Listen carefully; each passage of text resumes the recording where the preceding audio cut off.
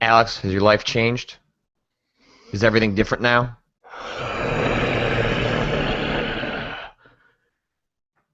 Speak to me, Tutor. That was inspired. I wasn't. I'm gonna be honest. When they Yeah. sent you up there to go be up in character by yourself, I looked to Brad and I was like, I don't know what the next minute of this is going to be. I didn't either, to be completely honest with you. That's why I was like, this should be amazing. And Yeah, pulled it it's off like very well. you got Dave Lang, you got Jeff Gerstmann, you got Jeff Green, you got all these people that are, making up these really elaborate characters.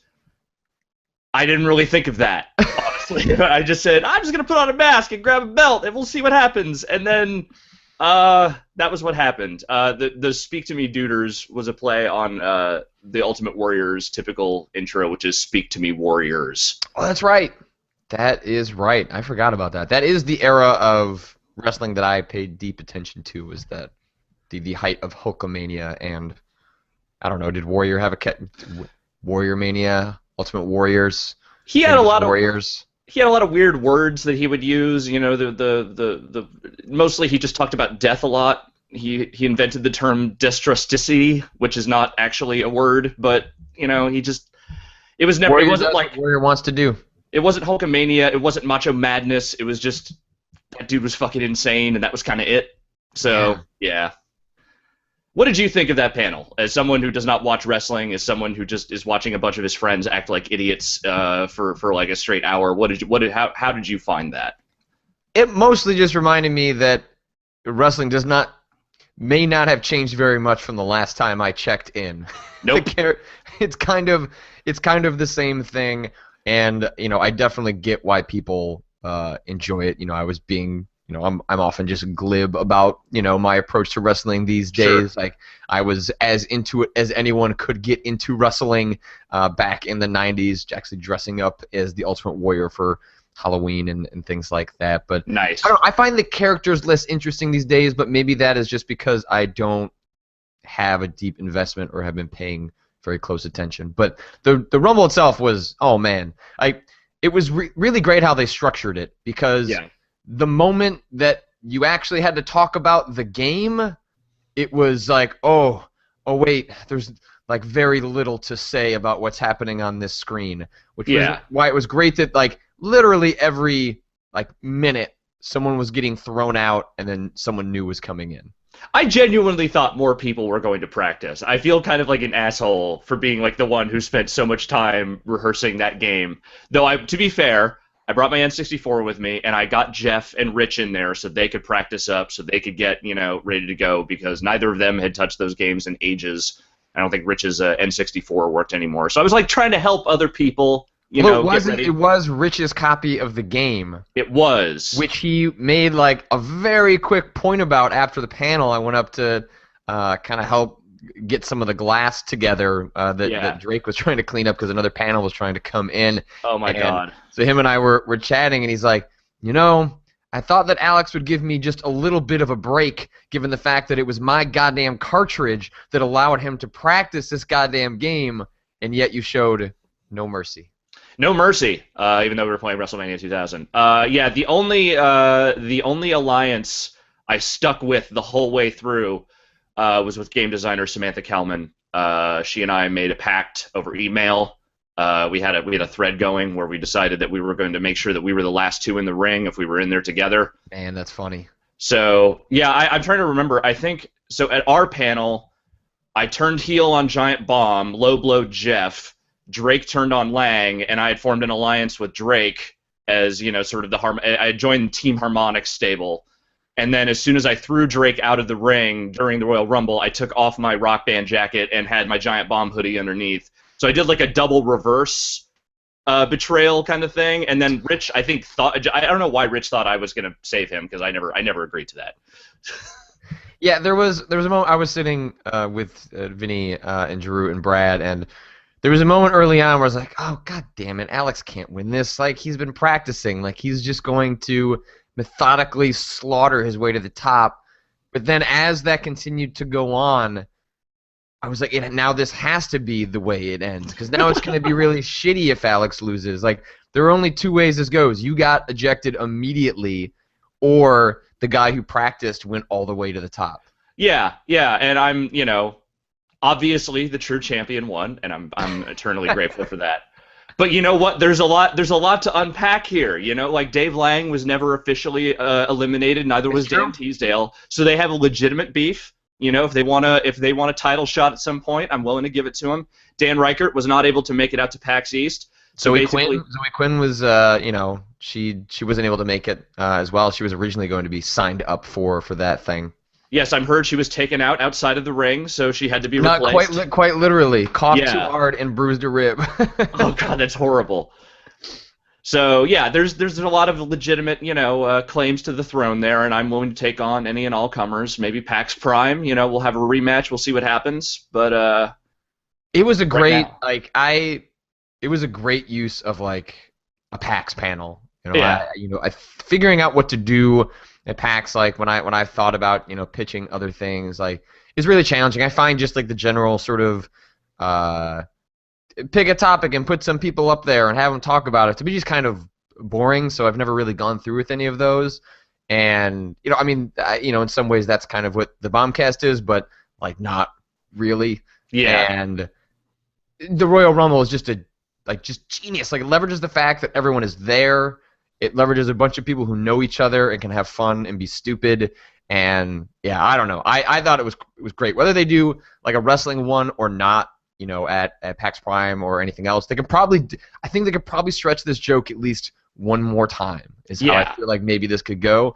But the idea of finding like multiplayer games and getting a bunch of people together to do that like live on stage at a thing like PAX, I think that is a fantastic idea. Totally, and all the credit in the world to Eric Pope and Aaron Schreitz, who were the two main organizers of this event. They set up all the rules. They got everything together. They got fucking Todd Sinclair, who is an actual referee, like I think the head referee for Ring of Honor Wrestling, to come in and officiate the panel, which I thought was amazing. When that was revealed to me, because I just assumed that was I just Like a guy. friend of theirs or something, right? Yeah. And then as they were introducing the panel and then chatting with him afterwards outside, he could not be a nicer guy. Oh Like, yeah. he's such a nice, funny dude, and I love the fact that's what he does for a living because that's what he loves, and the fact that Aaron of Harmonix was saying that they never expected him to show up and actually it was the one weekend where he could show up. He's Yeah. like, I'm like solid booked for the next month at all sorts of different events. Yeah, he was super happy to be there, super grateful. I talked to him for a little bit afterward, and he asked if I was going to the New York show in May. I said I That's was, right. so I'll see him there. Hopefully I'll get a chance to chat with him again. That was great. I have a question for you though. Mm-hmm. When it comes to our panel that Yeah. occurred on Saturday night, how much of what went down that night did you know was going to happen beforehand? So yeah, that question has become fairly constant once the animated GIF appeared, in which I do show real genuine surprise Yeah. over what just went down. So I knew, like obviously because we were gonna have to get all off the stage and stuff like that. I knew that wrestling was going to happen. The promos were going to close out the show, and I knew that sugar bottles were going to be involved. But the way it actually all sort of played out wasn't actually all that scripted. Like, there was the general sense that Jeff and Dave were going to kind of talk shit to one another, and then Dave was going to work his way down and get the harmonics. But, like, when that bottle actually got broke on Dave Lang's head, like a couple feet from my face, it still felt kind of real. Yeah. Yeah, the energy of it was super crazy, and that look of surprise is generally one of my favorite things that came out of that entire panel. Because like I knew this was happening, but to actually have it occurring so close to your face, and they sold it well.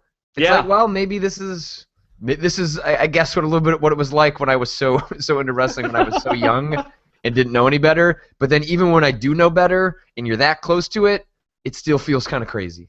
It was so great, and I'm so glad that Jeff Green was a good sport and willing to run up there shirtless and act like an idiot to Hulk Hogan music. That was the coup de grace. Just got a new job. He is still willing to go far beyond those of most mortal men, and that's That what man makes is a trooper. Jeff Green. Well, I think that's enough wrestling talk just to kind of kick things off here. There was a lot more to PAX, obviously, than Yeah, just I pro mean, but wrestling. that was certainly, you know, I mean, Vinny and Rich had a producer panel that afternoon that it sounds like folks got to go to, and then Jeff was on a 4-4ing it with Pat Bear and Max Timken and Pope. Yep. Yeah, that in terms of Sunday highlights, a way to sort of end at least my experience at PAX. That was one hell of a way to go out. Yeah. But That yeah, was it hella was. fun. Here's a question. Okay. So we didn't really tell you how that Giant Bomb New York panel was gonna segment was gonna go down. Yeah. Yeah. So I had an idea that that was going to happen, but I didn't really understand what was going to happen. I Because just like, the idea had been that there'd be, you know, Giant Bomb Chicago and then Giant Bomb New York, and we we had talked about putting Vinny up there because he's from the area and we could fudge it so that you'd have someone to talk to. And then when I saw Vinny run away into the mhm. crowd to help Rory out, and then I saw Jeff realize that's what was happening, and I saw this look in his eye where he was going to let this happen anyway. Sons of bitches, all of you.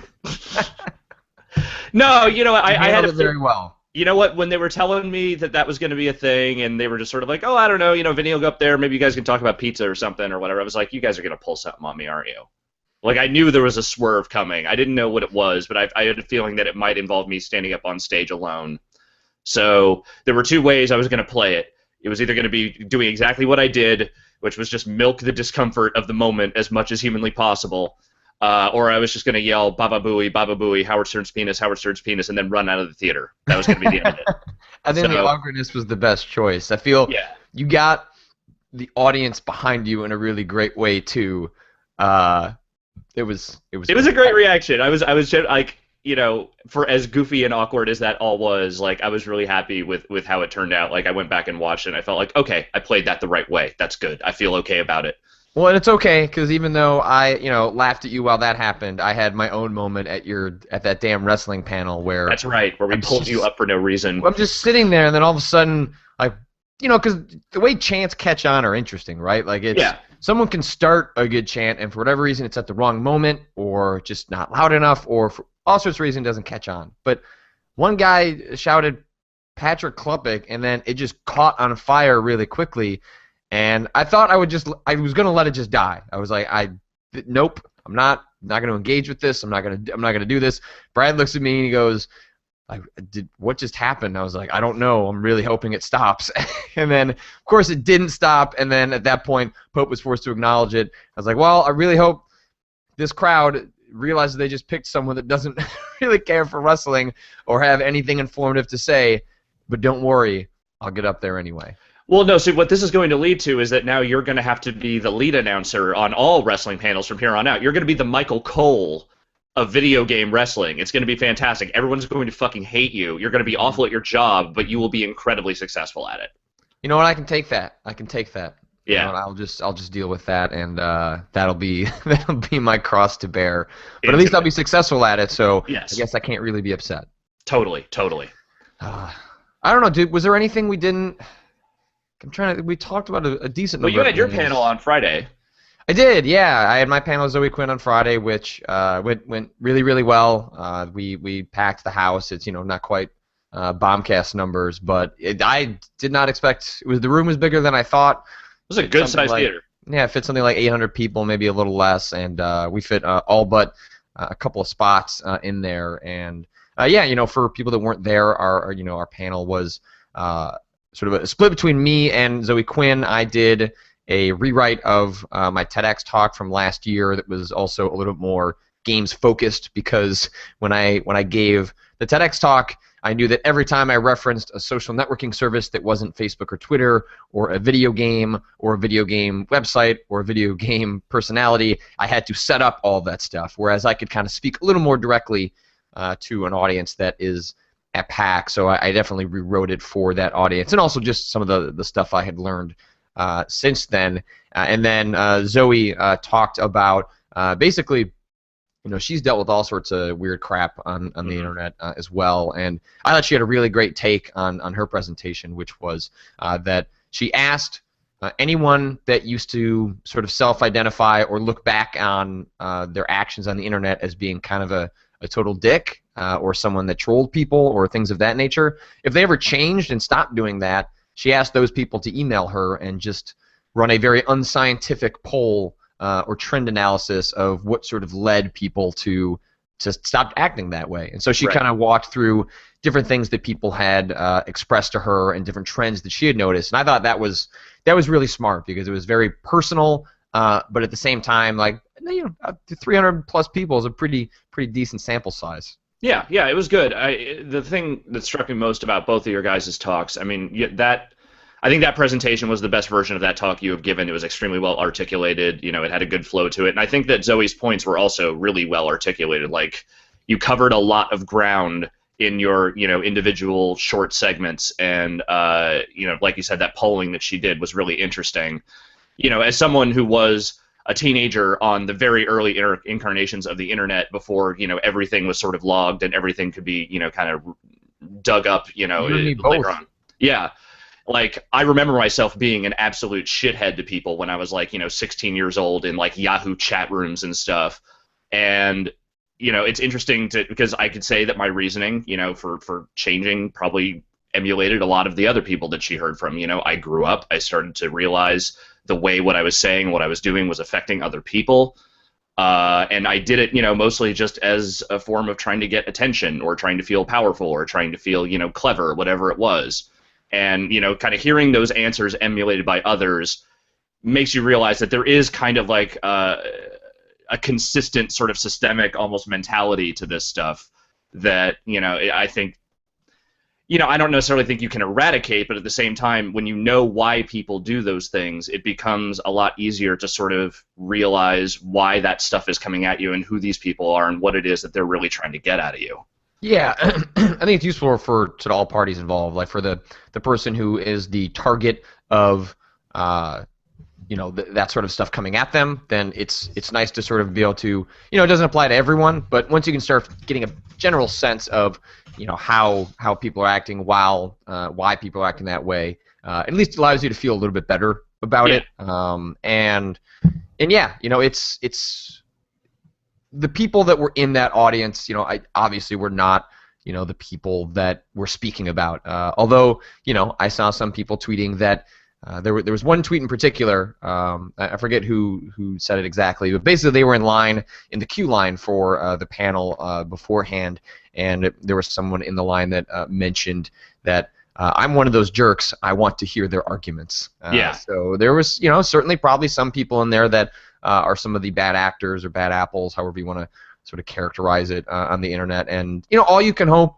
for me, if someone in the audience or someone that knows someone that was in that audience or someone that watches the archive when it goes up, if just like one person acts a little bit different, a little bit better, like that yeah, stuff is worth it to me because I think Zoe mentioned in her side of it was that the part of the frustration with all this stuff is that it happens so slowly. Like the change really does happen at a glacial pace, and it yeah, really does happen one person at a time. And it's not about solving or fixing the internet. It's mostly just trying to make it hopefully a slightly better place for slightly more people over a slow amount of time. So every time I hear from one person that says, "Hey, that meant something to me," and I sort of have tried to think a little bit more about how I act, like, great, mission accomplished. That was worth 2 weeks of me stressing of preparing for something and then being super nervous giving it and all that because one person acts a little bit better because then maybe they pass that on and things of that nature. So uh, it, it's fortunate we can't get too much into all we talked about because it was like a whole hour-long thing, but people have been asking in the chat.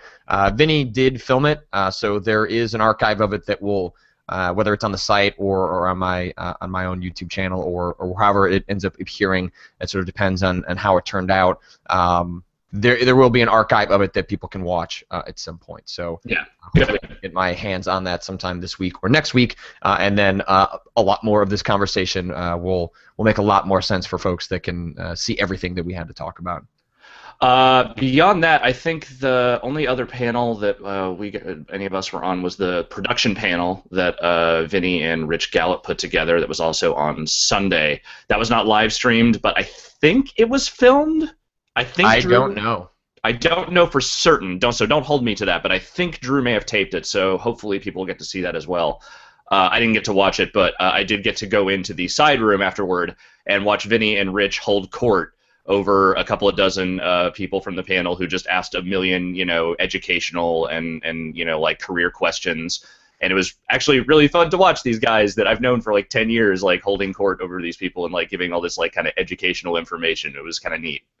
Yeah, I mean it's the way I remember asking Vinny about it at dinner before he gave the panel. I was like, what the sort of aim of his panel was, and it's very much it's not, hey, let's just show a bunch of funny clips from the early days. It's very much, hey, if you want to get into production, here is what I do on a daily basis. Here is how you wrangle people. Here is how you manage groups of individuals. Here is how you deal with all sorts of logistics that is involved in producing. Because the term producer is just it doesn't communicate a whole lot about what's involved in the actual job. So Rich did that. Vinny still does that. So the panel was very much. I'm sure it had a lot of people that just wanted to see some of the funny clips, and they did show stuff like that from my understanding. But, it very much was a technically focused, here is what it's like to be a producer if you want to get into that, at least from the angle that they've been in. Rich, I guess Rich now produces games and, was sort of a games site producer. Vinny used to be on things like The Chappelle Show. So they have a pretty wide range of experience beyond just, managing game website idiots like you and me. Yeah. According to the chat, it was not video recorded, but it was audio recorded. So I guess that will go up as a podcast at some point. Sweet. This felt like, to me, probably the most participatory PAX I've been a part of in a while. Like a lot of panels that we were all on, a lot of stuff that we were all kind of going to and being a part of. I didn't get a shit ton of time on the show floor, to be completely honest with you. I got to play a few games. I got to check out a few things that I wanted to see. But I spent more time, arguably, watching other people play games than actually having the time to get in line and play things myself. What about you, Patrick? Did you have a chance to go out and play some stuff? Did you have a chance to check out anything that was a particular highlight for you? I think I mentioned most of the highlights during our actual podcast. I didn't. Unfortunately, somehow that entire weekend, no dump trucks occurred. None. Okay. None happened. I had a lot of meetings actually, but most of them were to catch up with folks to sort of talk about ideas for things in the future, as opposed to actually recording updates. A lot of the games there, honestly, I was doing a Sports Friends interview, particularly useful. Probably not. That game, is relatively close. So we just didn't, unfortunately, have as much time on the show floor as I was hoping, just between the panels I was on, the panels I was preparing for, a dinner with our moderators, our meetup. Things just kind of all collided together in a way that I didn't get as much time. I guess Mugenics was on the show floor, the new game from Team Meat, which someone asked me that on Sunday just before I left, and I was like, nope, I did not know Mugenics was on the show floor.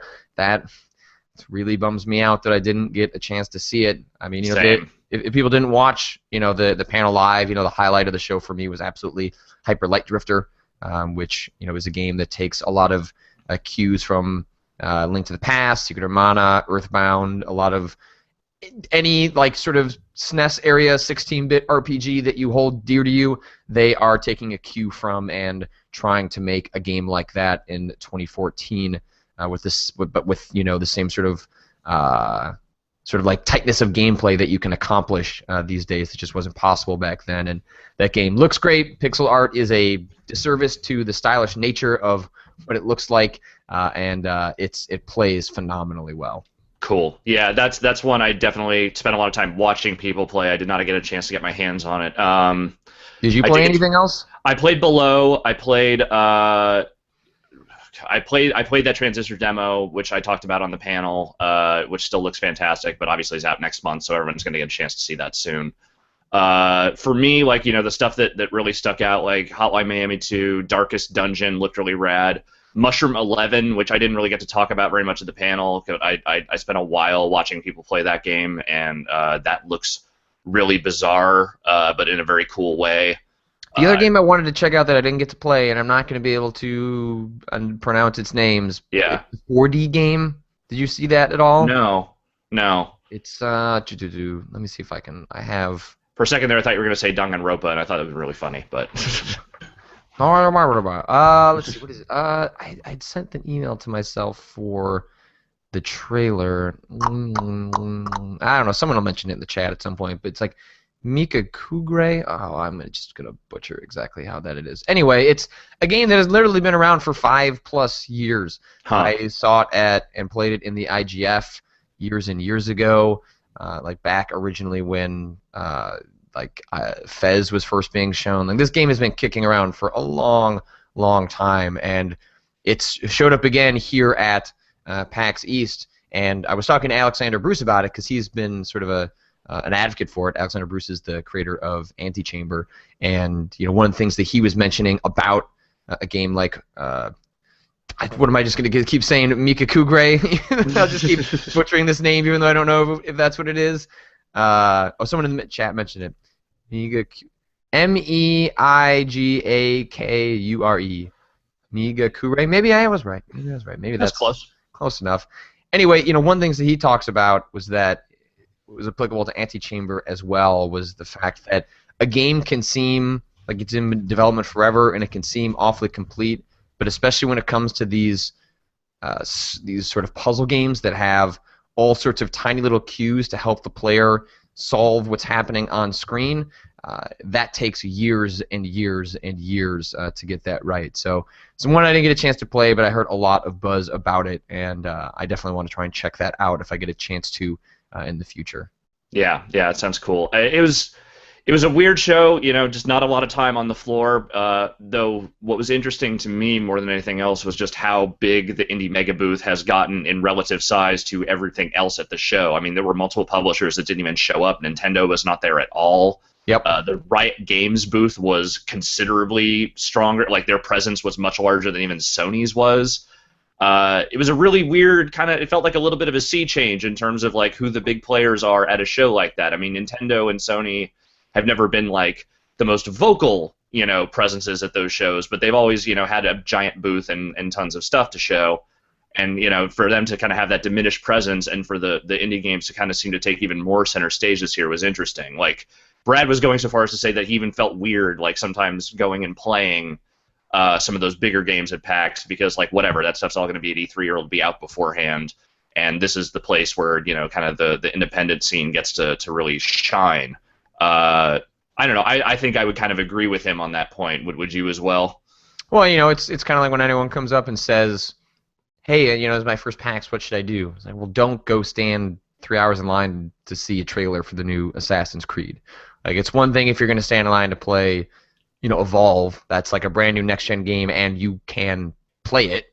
Yeah. But, in general, I tend to tell, folks, don't check out that stuff because you can go to the indie section, talk to the people who made this game, and you know what? This game might disappear for 3 years and or never come out. And that's kind of the magic of something like events like this, whether it's PAX or other conventions where you can go and check out smaller independent games, is that sense that this thing might never come back, or the form that it comes back in might be 3 years later with a brand new visual style or something of that nature. And yeah, I don't know if that's reflective of sort of who holds the influence at things like PAX, or if it's the increased nature of conventions in video games where publishers just kind of have to pick and choose their opportunities that make the most sense financially and in terms of their resources. Right. It's probably not the case that Nintendo or anyone else that bowed out of PAX East isn't that they couldn't do it. It's more just, does it make sense to put all that time and money into doing it? Yeah, and again, it's nice to have that showcase for those developers and those games. And honestly, just about everything, with like a couple of exceptions, just about everything I saw within the Indie Mega Booth all looked really interesting. Like those games have gotten considerably more, as their presence has grown. It seems like also the games just seem to get stronger and stronger with each year. I can rattle off like probably 10 or 12 games just from that booth alone that I am like itching to play like right now. Darkest Dungeon, Hyper Life Drifter, Lovers in a Dangerous Space Time, like all that stuff looks amazing. And I don't know, I love it. I love the way I love this stuff. I love the people who are making those games. I love the fact that that stuff is getting much more spotlight time. And yeah, I don't know. That was PAX for me. Was just standing in that booth basically, and not really going anywhere else other than for panels. Yeah, and it was a good time as it is always. It's PAX is one of those things I always I definitely feel weird about attending. I have all sorts of reservations about the convention and things that we've covered on this show before. Yeah. Maybe one of those things that in the most ideal of scenarios I would not attend, but there are good things that come out of it for all sorts of people, and totally. I definitely try and make the best of my time there to feel like I make an impact in the time that I am there, and part of that is playing those indie games, get a lot of those folks that maybe are there for Evolve, and then they suddenly see something like Sports Friends, like that's a cool thing. Yeah, for sure. There wasn't a ton of news coming out of this year's PAX. There were a couple of things that were announced here and there, a few pieces of information. Right before PAX, Nintendo did make an announcement about a game that's going to be coming to the U.S. that I want to talk to you about for a second. That, of course, is Tamagotchi Life for the 3DS. Tamagotchi or Tomodachi? Whatever. The point is, I don't know what that game is. You watched that video? I did. I watched like that entire 10-minute video, and I still barely understand what that game is. Patrick, can you help me with this? I feel like it's like Animal Crossing, but weirder. It kind of seems like it. I don't know. I don't know anything about Tomodachi Collection. I know that when I've listened to the 8-4 podcast, that they have talked about how amazing it is. Yes. And how crazy it is, and how that's never going to come to the U.S. And then now it's suddenly coming to the U.S., and it looks completely nuts, and I'm pretty psyched that it's coming out before E3, because that means I could bring that game to E3. I think it comes out June 6th, which I think is just the week before E3. And I don't know, there's like a big Reggie head, and everyone's trying to date Samus, and if you have not watched that video, it is on our front page of our site. I'm not saying you won't be scarred afterwards, but you should still watch it. It's a scar worth having. It's a scar that you will wear with pride. It's a scar that will make you a better person, knowing that you have seen that and tried to understand that. I don't think anyone truly can understand what Tomodachi Life actually is. I'm glad it exists, though. This is the kind of weird, like, companies like Nintendo are the only ones that can do this. Companies with millions and millions of dollars to be strange and weird and invest so much time and money. I don't know if I'd call it research, but time and money in weird things like this, only they can do that. And that's what I love about it. Deep down, I feel like this could be like, the King in Yellow, the play that drove everyone crazy. Like this could be the supreme note of art that just like unravels society entirely. Anyone who plays Tomodachi Life past a certain point is just insane beyond repair, and that's just how it all ends, and I'd be okay with that. I think this is the time. They all hail a Virtual Boy in that trailer. Yeah! Like why wouldn't you? That is Nintendo going, yep, let's just poke fun at that complete fucking failure of a machine that we spent a lot of time pushing a lot of years ago, but don't worry, now we can make fun of it. Yeah, it's like, well, I mean, it's well past the usual 10-year mark of whether a tragedy is funny or not, so but yeah, still, now is the time. Doesn't seem like the kind of thing that a Japanese company, regardless of 10 years or not, is like, yeah, let's poke fun at this complete abject failure of a thing that we made. Now I think is the time for Nintendo to loosen those straps a little bit, because let's face it, they need to try anything at this point. And if being a little looser about their image and being a little sillier and putting out something this patently crazy that does not look like something that would ever come out in the United States, putting it out in North America, I say got more power to them. I hope it goes well. I hope this results in good things for them, because I want crazy Nintendo. I want self-aware, fucking batshit Nintendo that doesn't give a fuck about, maintaining its kind of weird sort of like button down image. I mean, not anything too crazy, nothing offensive, but I want them to get weird. I want weird Nintendo because weird Nintendo can often be my favorite Nintendo. Rusty's Real Deal Baseball feels like weird Nintendo starting to creep out a little bit, Yes. And I want more of that. Yeah, I mean, I've always maintained that Nintendo is the most interesting when their back is up against the wall, Yeah. and I don't, I think stuff like this, I don't know if whether it's made out of desperation or not, I don't know, but it's the kind of weird, it's the kind of strange, it's the kind of experimental stuff that maybe Tomodachi Life won't catch on in the way that Brain Age did, but it's trying stuff like this that is what leads to breakthroughs like Brain Age. Yeah. It's something that you look at and you don't even know what to make of it, and no one else would make something like this. And that's exactly why Nintendo sometimes has surprising amounts of success in ways that other companies just aren't able to even fathom. Yeah. And I think them bringing this out in the beginning of the summer, Smash Brothers coming out in the summer. I don't think we talked about that. I think that happened after we were done with show stuff as well. But they announced that Smash Brothers is coming in the summer for 3DS and in the winter for Wii U, which in some ways seems to reflect that they know where their priorities need to be and where they kind of just need to throw scraps so that people don't hate them. Well, there's also this to consider. If you're going to put out games in the summer, you would think that the handheld games would be the ones that would do the best. The worry always is that kids are going to be on vacation or they won't be around, so they won't be able to play like their home console games or what have you. But if you got a 3DS game that's big, that's a game kids will take with them wherever they go.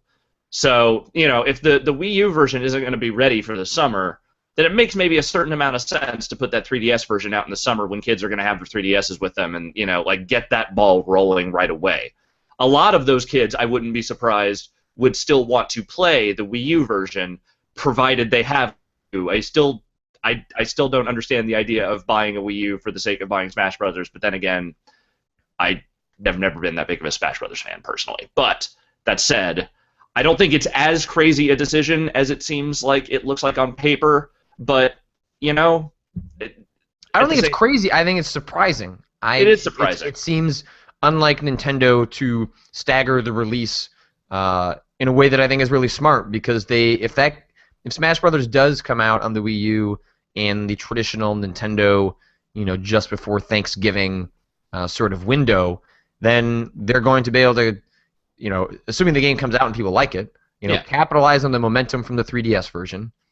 People that buy the 3DS version are probably going to buy the Wii U version. It's not a one-to-one, but you probably are going to get a significant portion of the most diehards wanting to get in on both those games. And it's not like the Evo crowd is going to be playing Smash Brothers on the 3DS. Like they may get their bearings on what the game balance is like and what their characters they like to play as on the 3DS. But the game's going to get played on the Wii U. So, and as Asada 5 in the chat points out, like if they release at the same time, they'd cannibalize the sales of one another, and this isn't a cross-buy situation where they're going to give you both.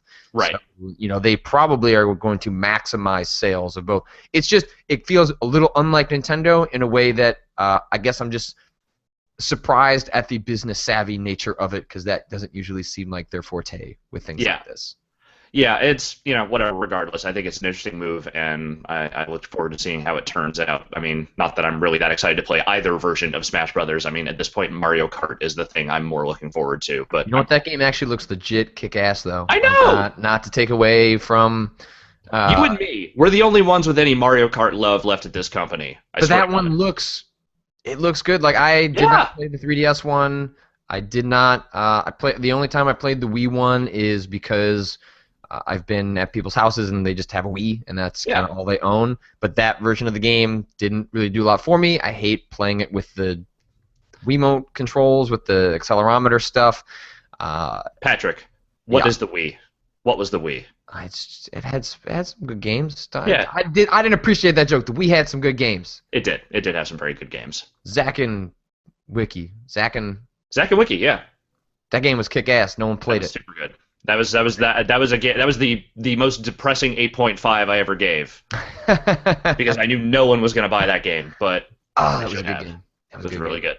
And yeah, that new Mario Kart looks terrific. I'm actually super looking forward to playing that. Actually, That's why I was super bummed that Nintendo wasn't there. Because I mean, sure. you can say what you want about Smash Brothers. Maybe it wasn't ready to show. That's fine. But it's like you got Mario Kart coming out. You got Mario Golf at least for the 3DS. There's a few games coming out that they could have showed, and they just didn't. And I think that was kind of stupid. I And honestly there's a think that lot was of a dumb stuff move. coming out in May. So Yeah, Mario Kart comes out in May. The new Kirby for 3DS comes out in May. Tomodachi comes out in June. Weird time for them to not have a public presence for a bunch of games that people could then turn around and buy. yeah. I don't know. It seemed like a really good marketing opportunity. They just kind of let go, and to which I say, whatever, dudes, whatever. The only other big announcement that I saw was the announcement of Civilization Beyond Earth. Yeah, you mentioned Uh, that briefly at the panel, but I don't. What is that? Is this the spiritual successor to Alpha Centauri? that is exactly what it is. Right? Is that Yes. pronounced that? So EA still owns that license, so they are making what they call the spiritual successor to that game. I never really played Alpha Centauri, but I love the shit out of Civilization. So this still sounds super great to me. They're taking the concept of civilization, they are launching humanity onto an alien planet, and it is up to them to develop that civilization against other rival, alien and I think maybe possibly other human colony civilizations. It's interesting because you're not playing as a character or a specific, like culture the way you do in regular Civilization. You have like these three different types of humans. One of which are like the purity, which is all about just maintaining human culture as it has existed, resisting all alien influence. There's one that is all about inclusion, so it's about adapting to whatever alien planet that you get to. So you have to like kind of change. Basically, your technology and your progression is about integrating yourself into whatever this alien world is that you've landed on. And then there's like I forget what it's called, but there's a tech one where it's all about like transhumanism. Basically, it's about using robotics and technology to create sort of the great cybernetic future that I have always dreamed of.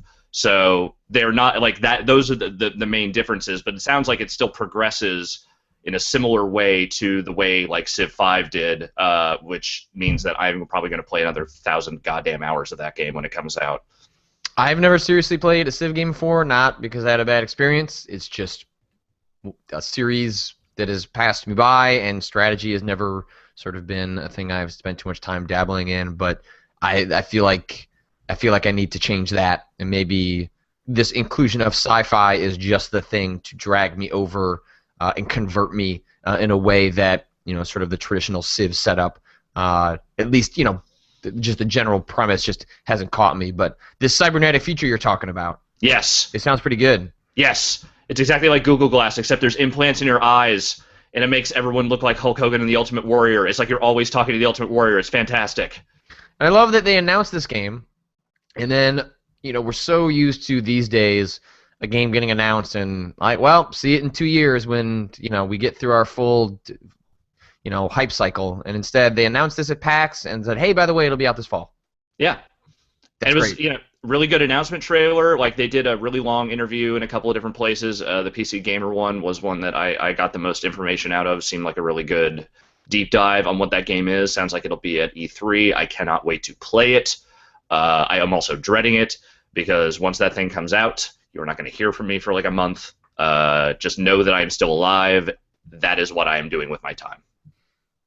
Yeah, it sounds fantastic. I was sort of hoping that we'd hear like an XCOM 2 or something like that, but I knew it was too early to hear what that team is on to next, and it Yeah. made more sense that we would hear from the Civ team first. But that does mean we are one step closer to hearing what the XCOM team is working on next. So Admittedly, I'm a little bit more excited about what the Civ team is working on. Like, I got what I wanted out of XCOM. I'm ready for a little break from that stuff. I remember when I was talking with Jeff in the car on the way to Boston, I thought it was just going to be Civ 6, but I am no less happy about what they actually announced. The sci-fi thing sounds like a really neat twist on it. I think you should play it, Patrick. it seems like Civ 5 was really, really well received. It was. And probably Civ 6 would have been received well, in addition to that, but maybe mixing it up a little bit gives them a little leeway that when they inevitably get to Civ 6, because they Yep. will,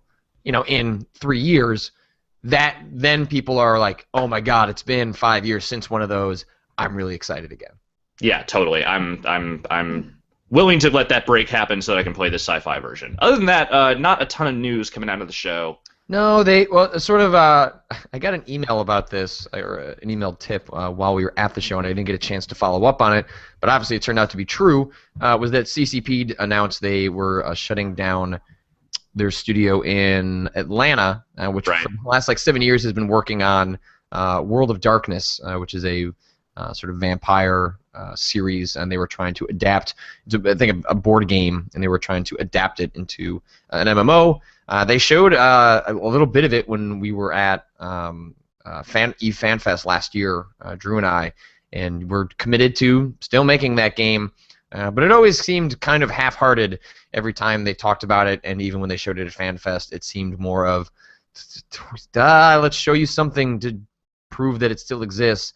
And this idea that they've actually shut it down does not sort of surprise me in the least, but obviously is probably a disappointment to people who have been waiting for a long, long time for that. This doesn't really tie into that, but I don't know. One of my favorite tweets that came out during PAX was just someone who took a picture of some street graffiti that just said EVE Online. Like someone had just tagged EVE Online on a building somewhere, and that was, I don't know, that just made me happy all goddamn day thinking about that for some reason. Yeah. It's I have to admit, with seeing stuff about FanFest coming up for this year. You thinking about it? No, we had the opportunity to go, but when we started to think about how that might work in terms of what do you do a second time? It's not. It'd be one thing if I spent the last year really getting into EVE Online and suddenly found myself on the inside and then was able to do a different angle. But I don't know that you could do a second year of EVE is crazy, so let's go to the heart of EVE and try and figure out what makes that tick. That's just we talking about it. It would have been appealing to go to Iceland again. Sure. But that wasn't reason enough, especially for a trip that is company sponsored. That is something that CCP sent us on last year. Right. Zero restrictions. They had no problem with the fact that we barely talked about the game and their announcements. So when we do engage with those sorts of trips, that is kind of the ideal scenario. In addition to disclosing that that's how we got there. Right. So the idea that we would do another one of those where we were kind of just wanting to go because we wanted to go to Iceland again seemed like not the right reason to go there. I think that is entirely valid. So you should send me instead because, goddammit, I just want to go to Iceland. Iceland is really cool. I do want to go. I want to go there again. After I got done with my 6 days there, all I wanted to do was just call up my wife and be like, "Hey, you should probably just book a flight. I'll just stay here for another 6 days." By the way, what was that? That Black Death liquor that someone brought a bottle of to the panel. Yeah, that's not really that intense at all. Like no. I had a couple of sips of it, and I was just like, this is just like kind of like mild peppermint schnapps. It's not even really that brutal. So yeah, when Drew and I went to Iceland last year, we did a little bit of research, but we were also hoping to just kind of gut feel our way through Iceland and show people that side of it. One of the things that we did hear about was researching just the culture about how the only liquor they produce there is this thing called Brevin, which is the Black Death. And so when we got to our hotel the first night we're there, him and I were hanging out before going to dinner with a lot of the reporters that were out there and some of the CCP folks that were out there. So we're hanging out and we're drinking a beer. We're drinking one of the local brews, and then we asked the bartender, like, "Hey, this is probably a bad idea at 4 p.m. right after getting off a flight, but do you have the Black Death?" And he goes, "Oh yeah, we got it." I'm like, "Well, let's do this. Let's rip this Band-Aid off right now and letting people know how it is." So Drew gets his camera ready, and then he pours it, and it's just this clear liquid, and I smell it, and it actually smells kind of pleasant. Yeah. And I drank it. I was like, you know what? Compared to things like Malort, which has a deceptive name that doesn't tell you that it is pure death and Mm-hmm. basically putting gasoline in your mouth, Black Death really isn't all that bad. If you're gonna call something Black Death, that shit should be able to literally kill you like in an instant. I don't like it when people invoke such metal terms for such mild liquors. I'm just saying. Yeah, and it was disappointing because I actually don't mind Brevin. I don't drink it all that often, but I'll bust it out when we're having people over so that I can be like, hey, like, there's an interesting liquor from a different part of the world. But I wasn't checking a bag, so I couldn't bring it back with me. So Fair. I took it, and instead of throwing it in the trash, I just went around the corner of the hotel and I set it down on the ground, and I hoped it found its way. Yeah, I it figured. probably did. It found its way into someone's mouth, I'm sure. Yep. Well, I think that was kind of our PAX experience, wouldn't you say? I think so. If people have some questions they want to drop into the chat, I will express again my disappointment at PAX South being in San Antonio, Yeah. which is not Austin or Chicago. Is San Antonio a big convention town? Like, I That don't is really what know I much that is about what I was told by some folks. I want it. to see. Okay. I'm loading up Google Maps right now. I want to know how far San Antonio is from Austin, because I can drive to Texas. It's actually not. It's like Yeah, an it's like hour a drive or something like yeah. that. All right, okay. So actually, Austin is before San Antonio. Okay. So I don't take this to mean that we are going to San Antonio. I have no idea if that's something Giant Bomb will end up committing to. We certainly cannot. I think legally most of us can't enter the state of Texas. Yeah, just been straight up banned. Like Yeah. a website called Giant Bomb. Like, no, that's just not. It's not gonna Dr. happen. Tracksuit illegal in 38 states. Yeah, that's true. But I've never been to Austin, and I've always wanted to go, which is why if it wasn't going to be in Chicago, I wanted it to be in Austin. So If it was in Indianapolis, would you have gone? yeah, because it's close. That doesn't mean I'm Yeah. happy about it. Yeah. 18-hour drive. That's pretty far. That's That's a little that's longer than I thought. that's a 2-day drive right there. Yeah, I don't know. That could be fun though. Anyway, I'm getting ahead of myself, but Indeed. yeah, a little upset that it was San Antonio. But what are you gonna do? What are you gonna do? Let's see. Fistful of Metal. Anyone catch PAX-related sickness? No, but I'm sure you just jinxed us. Yeah, totally. If I had to guess, Brad is the one who will get sick. He seems to be the one that tends to have his immune system compromised Yeah. as a result of these shows. Other than being really tired, I felt fine getting home. Though I definitely saw a couple of people who looked like the actual Black Death had come upon them. So I Well, tried that to was stay the far thing. away There from was them. actually a warning put out the weekend that we were there in Boston that there was a huge flu thing going around. So I was definitely terrified that something was going to get in me. And so far, so good. But like, gonna sit and knock on some wood. But I feel okay now. But later this week, I guess, could be a complete disaster. Which is why I took yesterday off and just sat around and caught up on some games that I played a bunch of Half Mint Hero 2 and beat Monument Valley, and I can talk about those games on Friday because Yeah.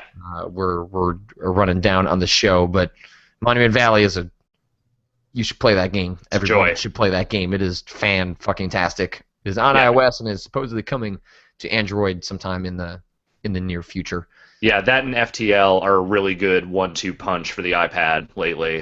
Those are the two games I've definitely been playing the most of. I think I'm just about done with Monument Valley. I know it's only a couple hours long if you know what you're doing. So, It is tremendously short. Yeah. Gaff asks, "Oh, when are you going to play Valkyria Chronicles?" Yes, someone at PAX, because I'd mentioned Valkyria Chronicles seemed like a cool game to play. They shoved a copy of that in my hand, and I thought it was lovely that they apologized for not being able to get all of the GameStop sticker stuff off. They tried real hard. They got as much as they could off, but Yeah. didn't have actual, if you get a little like alcohol or something like that, you can get the rest of that off without ruining the package. But I appreciated the fact that they apologized as they handed over the copy. But yes, I do have a copy of Valkyria Chronicles now. No, I don't know what I'm going to do with it. I probably won't get a chance to touch a game like that till the summer. But I will certainly keep ideas of checking in with that game in mind if I get around to playing it when we have a little bit more free time in the summer when there are less pressing games coming out. But Alex, we start the slow jog to soon a sprint to E3 real goddamn soon. E3 is just around the corner. It no joke. Like no joke, it totally is. Yeah. I think we are 6 weeks out, I think is the number someone mentioned to me while we were at PAX East, which means that we've got Google Docs open with guests that we're trying to figure out, and we're trying to finalize our space at E3 and figuring out all sorts of nonsense. And when you put it in those kind of numbers, that's when the panic starts to set in. Yeah, that's a completely reasonable Feels way real to now. Respond. C. Christ asks, when will Spook with Scoops be back? I will guarantee it being back next week because my wife is on a business trip all of next week, which means I have a lot of free time to myself, and those are usually the best time for me to sneak in doing a 2-hour stream at 8 at night on a weeknight. So let's say next week, probably like a Tuesday or a Wednesday. And if people have suggestions for games, I will start thinking about what we should do. We'll finish Blair Witch. We're at the end of that, but I don't know if I have the fortitude to see what those other Blair Witch games are. So we might have to think about some other things. That is a fair point. What are you up to this week?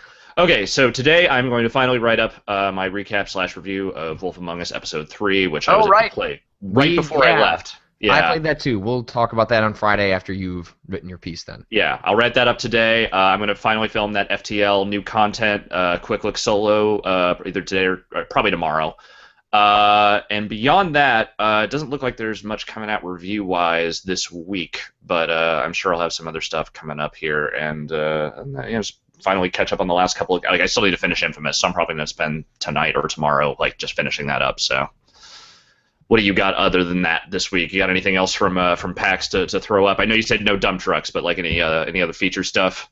Probably not. I'm going to start. Now that folks are filtering back into the office today, I will see what I can do about getting the archive for my panel up. But Drew is going to be busy editing together everything from there's the Twitch archive for our Giant Bomb panel, but he filmed that and we'll have like a really nice high quality version that goes up on the site. So he's gonna be busy with that. So we'll see when I can get around to getting the archive together for my panel. But today, as is most day after big conventions, is just I didn't look at my email at all, so I need to clean that up, do expenses. All sorts of really exciting things, that are definitely part of creating content for a video game website. But nothing too exciting quite yet, but I'm sure I will get some stuff together later this week. And, people have been asking a little bit about, when I'll get back to doing a daily video. I'm still thinking about that. I'm definitely not going to do FTL. Looking at that game, it is a little too slow for what I'd like to do. An interesting game that someone did mention was State of Decay, which, while not a roguelike, is a game of persistence that shares some elements of games that I have played that might be fun to explore. So I've not played that game, but I have heard amazing things about it from people that did play it. So it's one that I am considering, so I'll throw that out there and see what people think. But I don't know. We'll see what else the week brings us. I know that Max and Dave and I had talked about getting together again for a Chicago show. I don't know if we can do that this week because those guys are out at PAX East. They might have stuff to catch up on too. But we never said it would be every week, but we did say we try and do it every week if we could. So I'm going to check with their schedules today, see what we can't do, and see what sort of shit we can't stir up this week sometime. So.